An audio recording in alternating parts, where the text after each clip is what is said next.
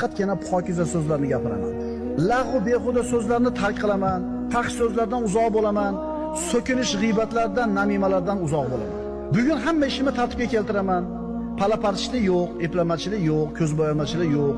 Kitoblarimni tartibga keltiraman, ish stolimni tartibga keltiraman, xonam, ishxonam hammasi tartibli bo'ladi. Usti boshimga qarayman, so'zlarimni, harakatlarimni tartibga keltiraman. Alloh yaxshi ko'rgandek go'zal bo'laman. Bugun Robbimga bo'lgan itoatda g'ayrat ko'rsataman. Namozimni eng komil suratda ado qilishga harakat qilaman. Nafl amallarni bajarishga, Qur'onimni go'zal tilovat qilishga, vaqtimdan unumli foyda olishga harakat qilaman.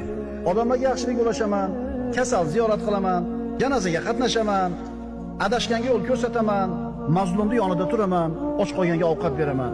Olimni hurmat qilaman, yetimga shafqat qilaman. Ey inson, sen kechagi kunning odami emassan, ertangi kunning ham odami emassan. Sen bugunning odamisan.